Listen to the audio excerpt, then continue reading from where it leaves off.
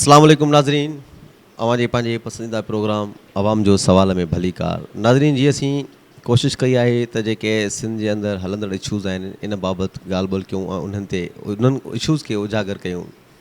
जीअं अवां ॾिसो पिया त मुसलसल कोरोना वायरस जे हवाले सां जेको लॉकडाउन हलंदो रहे थो, उन में बि मुख़्तलिफ़ जेके लॉकडाउन थिया आहिनि उन में हिकिड़ा मुख़्तलिफ़ फ़ैसिला ॾिना विया आहिनि। कॾहिं त लॉकडाउन जे हवाले सां तमामु सख़्ती आंदी वई हुई, उनखां पोइ कल्ह वरी जेका ट्रांसपोर्ट आहे उनखे बि इजाज़त ॾिनी वई आहे, उनखे बि खोलियो वियो आहे। त उन सां गॾोगॾु उन जा जेके किराया आहिनि उहे तमामु महांगा किराया कया विया आहिनि ऐं बिना कंहिं ईद जे, बिना कंहिं अहिड़े ॾींहं जे उन जे किरायनि में इज़ाफ़ो करे कि आम माण्हुनि खे जेका परेशानी आहे उहा तमामु घणी मुश्किलातुनि मां गुज़रणो थो पए। त उन सां गॾोगॾु जेको पेट्रोल जे हवाले सां माहौल थियो, जेको 70 रुपया पेट्रोल सस्तो थियो आहे, त उन 70 रुपया पेट्रोल सस्तो थियण खां पोइ शहरनि में इहा हालत थी वई आहे त जेको पेट्रोल जी तमामु घणी किल्लत थी वई आहे। पेट्रोल पंप बंदि कया विया आहिनि, आम माण्हुनि खे तमामु घणो ॾुखियाईनि ऐं मुश्किलातुनि सां मुंहुं ॾियणो थो पए। त नाज़रीन, अॼु असांजे प्रोग्राम में ॻाल्हि ॿोल करण जे लाइ अॼु असां सां गॾु मौजूदु आहे CPCHI जो अॻुवाण आफ्ताब अहमद सियाल साहिब जन, जेके पाण तमामु सोशल वर्कर आहिनि, जेके हमेशह कोशिशि कई आहे त जेके आम माण्हू आहिनि उन्हनि जे मसइलनि खे उजागर कजे या हुननि पंहिंजी मदद पाण त ते काफ़ी माण्हुनि ते मेड़ मेड़ाका करे ऐं काफ़ी माण्हुनि जा मसइला हल करण जी बि कोशिशि कई आहे। अचो साईं जन सां ॻाल्हि ॿोल कयूं था प्रोग्राम आवाम जो सवाल में। साईं अस्सलाम वालेकुम। वालेकुम अस्सलाम।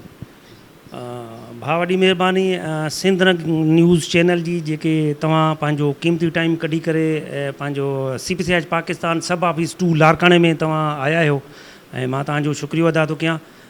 बाक़ी जेके बि सूरत हाल आहे, जीअं तव्हां जेको आहे हिकिड़ो सवाल न बल्कि तव्हां जीअं पाण ई डिस्कस कयो त जेके अॼुकल्ह जा जेके हालात आहिनि ऐं कुझु किरायनि जे हवाले सां त जेको किरायो वधी वञे थो, जेको आहे बग़ैर कंहिं ईद जे, बग़ैर कंहिं जेको आहे सो न पंहिंजो मौक़े जे।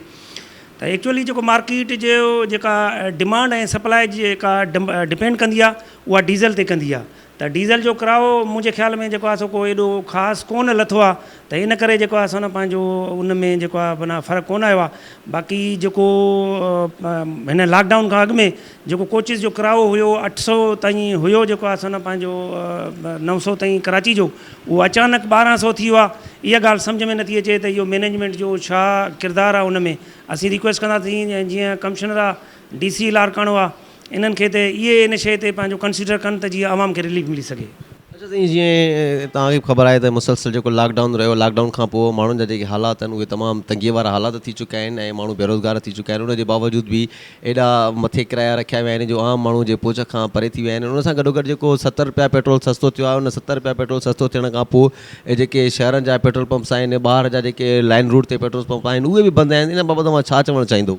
एक्चुअली जेके पेट्रोल पंप्स बंदि आहिनि, मुंहिंजे ख़्याल में उन्हनि खे अॻु में मार्केट में ख़बर पइजी वञे थी त पेट्रोल सस्तो थियण वारो आहे, त उन्हनि ऑर्डर्स जेको आहे सो न पंहिंजो प्लेस कोन कया आहिनि। त रीज़न उनजो इहो आहे, जेकॾहिं हो उन पुराणे रेट ते घुराईंदा त डेफिनेटली उन्हनि खे नुक़सानु थींदो।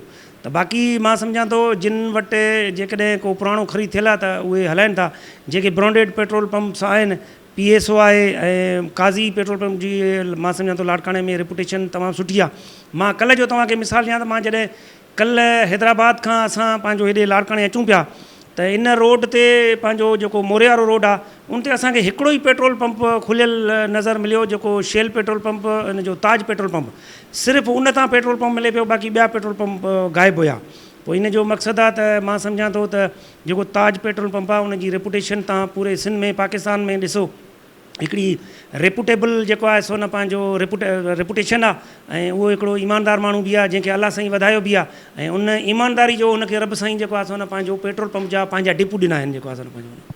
अच्छा साईं, जेको उन सां गॾोगॾु ही सिंध जो तमामु वॾो हिकिड़ो हिन वक़्तु इशू आहे ऐं सिंध जे माण्हुनि लाइ तमामु हिकिड़ो वॾो उन जे हक़नि ते ढाका लॻा आहिनि, या जेके सिंध जा नौजवान आहिनि उन्हनि जा जेके हक़ आहिनि उहे वरिता था वञनि, उहे हक़ खसिया था वञनि, कॾहिं जेका सो कहिड़े तरीक़े सां, कॾहिं कहिड़े तरीक़े सां। त अॼु वरी जेको हिकिड़ो नओं इशू असांजे सिंध जे अंदरि हले थो त जेके जाली डोमिसाल हलिया आहिनि, जेके फेक डोमिसाल ठहिया आहिनि, जेके ॿाहिरि जा माण्हू आहिनि, जेके धारियो चयो थो वञे, त उन हवाले सां मां छा चवणु चाहींदो त जेके डोमिसाल जो इशू आहे इन बाबति मां छा चवणु चाहींदो, जेको ख़ासि करे कल्ह जेको सिंध जे माण्हुनि सां कराची में बि जेको रवैयो रखियो आहे, त इन बाबति ॿुधाइजो। Thank U very much. तव्हां इहो हिकिड़ो तमामु बहितरीनु क्वेश्चन पुछियो आहे। मां इन जेको आहे सवाल जे बदिले में मां इहो ई चवंदुसि त हीउ जेको डोमिसाइल जो इशू आहे सिंध में जेको अन पंहिंजो हले थो, इहो डोमिसाइल जो इशू जेको रुगो सिंधी ॻाल्हाइण वारनि जो न आहे, ऐं सिंध में जेके पंजाबी ॻाल्हाइनि था, जेके माना ईअं करे सम्झो 50-60 सालनि खां अॻु में जेको आहे सो हिते रेज़िडेंट आहिनि या उर्दू स्पीकिंग आहिनि, ऐं या जेके इवन पठान आहिनि उहे बि रेज़िडेंट आहिनि जेको आहे सो पंहिंजो। हिन में सिर्फ़ु इहो जेको आहे सो न पंहिंजो इमेज वरितो पियो वञे त भई ऐं सिंधी जेको आहे सो पंजाबी या पठाणनि जे जेको आहे सो ख़िलाफ़ु आहिनि। कतन जेको आहे सो उहे उन्हनि जे ख़िलाफ़ु कोन्हनि के। सिंधी जेको आहे सो उन पंहिंजे हक़ जे वठण जी ॻाल्हि था कनि। सिंधी जेको आहे सो उन पंहिंजो डोमिसाइल जी जेका माना पंहिंजो जेका ॻाल्हि कई आहे उहा पंहिंजी मेरिट जी ॻाल्हि कई आहे। सिर्फ़ु सिंधियुनि जो मौक़िफ़ इहो आहे त भई सिंध में जेको आहे सो न पंहिंजो उहो माना जॉब न करे, उहो जेको आहे सो नौकिरी न वठे जंहिंजी प्राइमरी खां तालीम खां वठी जेको आहे सो उन ग्रेजुएशन ते हुन कंहिं सूबे में कई आहे, उहो अचानक अची करे जेको आहे सो सूबे में सिंध में अची करे जेको आहे जॉब वठी करे डोमिसाइल जेको आहे सो न ठाराए थो, फेक डोमिसाइल ठाराए थो। त उन जे लाइ जेको आहे सो हीउ एहतिजाज कयो वियो आहे। बेसिकली हीअ एहतिजाज उन क्रोक माण्हुनि जे ख़िलाफ़ु आहे, उन धाड़ियल माण्हुनि जे ख़िलाफ़ु आहे, उन ठग माण्हुनि जे ख़िलाफ़ु आहे जेके सिंध में जेके परमनेंट रेज़िडेंट आहिनि उन्हनि जो हक़ु छिनण लाइ जेके अचनि था, उन्हनि सां ठगी करे जेके माना पंहिंजो डोमिसाइल ठाराइनि था, ऐं उन्हनि करप्ट माना माफ़िया जे ख़िलाफ़ु ई एहतिजाज हुयो। ऐं जेके माना पंहिंजो उन्हनि खे हिकिड़ा फेक डोमिसाइल ठाहे ॾियनि था, हे एहतिजाज उन्हनि जे ख़िलाफ़ु हो ऐं पंहिंजे हक़ जे वठण जे लाइ जेको आहे सो हीउ एहतिजाज हुयो। ऐं जेको बि हीउ एहतिजाज कराची में ऐं मां सम्झां थो जेको सिंध असेंबली जी गेट ते हीउ कयो वियो आहे कबूतर चौरंगी ते, हीउ हिकिड़ो पुरअमन एहतिजाज हुयो। हिन में को बि अहिड़ी का ॻाल्हि मां सम्झां थो नज़र न आई। पोइ बाक़ी जेको आहे सो न पंहिंजो सिंध गवर्नमेंट पीपुल्स पार्टी जो वारनि जो बल्कि मौक़िफ़ आयो आहे त भई पीपुल्स पार्टीअ जो इहो एक्शन आहे, पंहिंजो सो मोटो एक्शन खणी पुलिस वग़ैरह जेको आहे सो इहो एक्शन खयो आहे ऐं हिन में पीपुल्स पार्टी जी का बि इन्वॉल्वमेंट कान्हे का।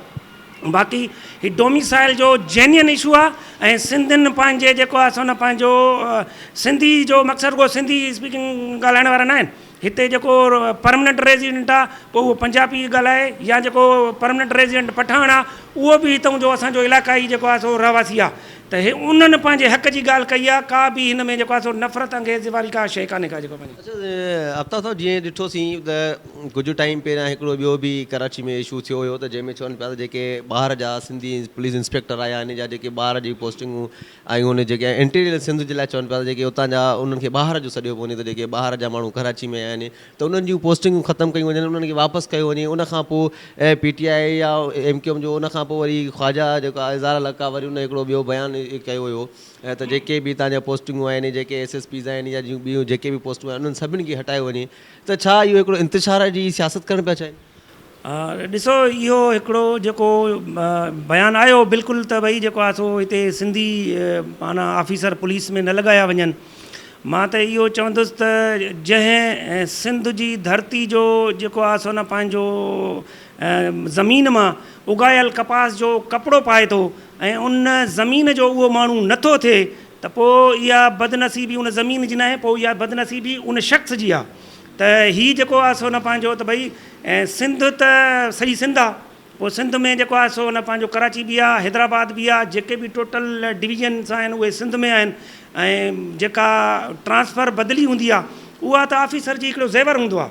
पोइ उहो कॾहिं बि कोई बि ऑफिसर जेको आहे सो कराची ट्रांसफ़र थिए ऐं कश्मीर ट्रांसफ़र थिए, उहो जेको आहे सो न पंहिंजो हिकिड़ी सॼी सिंध आहे जेको आहे उन पंहिंजो उहो त हाणे डिपार्टमेंटल जेको आहे सो हूंदो आहे। बाक़ी हाणे जेका इहे सोच रखनि था इन्हनि जा ज़हन जेको आहे सो अलाह साईं बहितर करे सघे थो।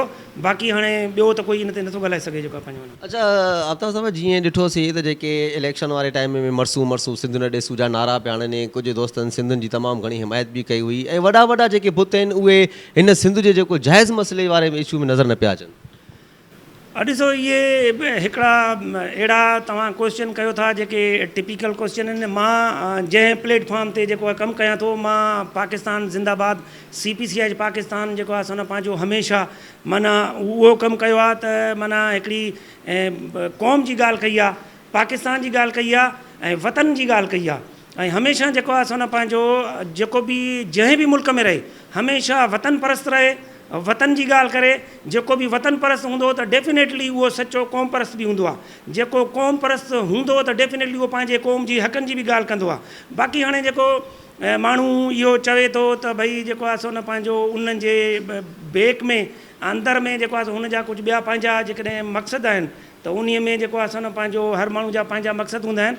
बाक़ी असां पाकिस्तान ज़िंदाबाद, पाकिस्तान जेको आहे असां पंहिंजो खे सपोर्ट करण वारा आहियूं, पाकिस्तान जे झंडे खे खणण वारा आहियूं ऐं पाकिस्तान जी आवाम सां हिकिड़ी भाईचारो क़ाइमु करण वारा आहियूं ऐं असां पंहिंजी जेको आहे सो पंहिंजो क़ौम सां गॾु हलण वारा आहियूं जेको आहे पंहिंजो न। अच्छा साईं, जीअं लॉकडाउन में तव्हां ॾिसो था जेका हिन वक़्तु नमी आहे, इन खे अव्हां गवर्नमेंट जे फ़ैसिले खे कीअं था ॾिसो त इन मां असांखे केतिरी बहितरी मिली सघंदी, माण्हुनि जो कारोबार जेको आहे उहो पंहिंजी सरगर्मियुनि में अची वेंदो? ॾिसो, कारोबार त बिल्कुलु हले थो जेको आहे, ऐं मां सम्झां थो त कारोबार में जेके हिननि पंहिंजा रेट बि रखिया आहिनि उन में रिकवर पंहिंजी जेको लॉस थियो आहे उहो करे था वञनि। पर जेके हींअर प्रीवियसली चवनि पिया त कोरोना जा जंहिं वक़्तु पाकिस्तान में ईअं करे सम्झो 500 केसिस थिया त उन वक़्तु डपु घणो हुयो तमामु। हींअर त ॾिसो त 60,000 खां केस पाकिस्तान में तमामु वधी विया आहिनि। ऐं तव्हां हाणे ॾिसो त फेसबुक ते, सोशल मीडिया ते ॾिसो त डेली जेका आहे उहा 2-3 डेथ जी जेका असां ख़बर अचे पई। जेको करंट, बल्कि कल्ह जी ॻाल्हि आहे, हिकिड़ो मिनिस्टर बि पंहिंजो कोरोना में माना फोत थी वियो आहे।